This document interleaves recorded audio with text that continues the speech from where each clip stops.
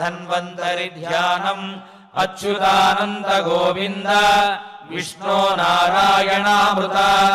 रोगान्मे नाशयाशेषान्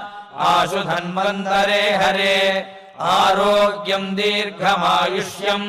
बलम् तेजोधियम् श्रियम् स्वभक्तेभ्योऽनुगृह्णन्तम् वन्दे धन्वन्तरिम् हरिम् धन्वन्तरेरिमम् श्लोकम् भक्त्या नित्यम् पठन्ति ये अनारोग्यम् न तेषाम् स्यात् सुखम् जीवन्ति ते चिरम् ॐ नमो भगवते वासुदेवाय धन्वन्तरये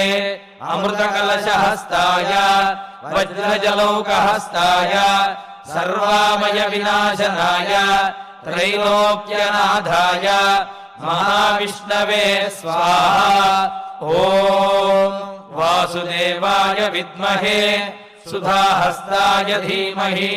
तन्नो धन्वन्तरिः प्रचोदयात्।